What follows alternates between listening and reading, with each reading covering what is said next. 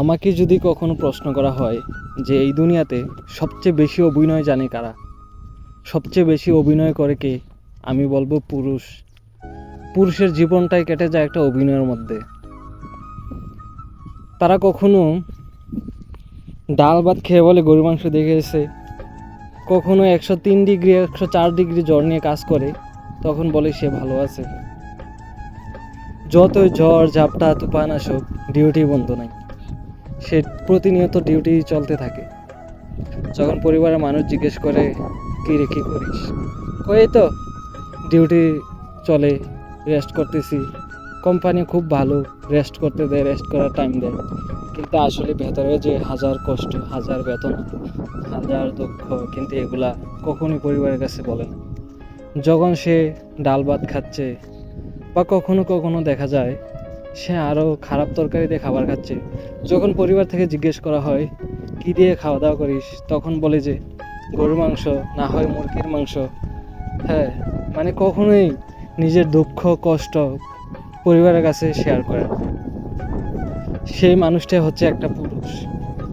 একটা পুরুষের জীবন যে কতটা দুঃখের হয় সেটা কখনো কোনো নারী বুঝতে পারবে।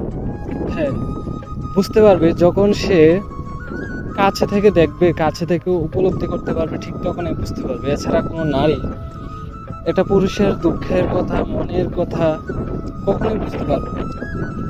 আপনি দেখেন, একটা পুরুষ যখন পরিবার ছেড়ে অনেক দূরে থাকে, অনেক দূর প্রবাসী থাকে, অনেকে অনেক জায়গায় থাকে, অফিস আদালত বিভিন্ন জায়গায় চাকরি বাকরি করে, ঠিক আছে, কত যে পেরেশানি, কত যে ঝামেলা, কত যে হয়রানি। একটা পুরুষের জায়গায় যদি একটা নারী হতো, তাহলে দেখা গেছে সে এইসব ঝামেলার কারণে, চাপের কারণে হয়তো আত্মহত্যা করতেও বাধ্য হতো।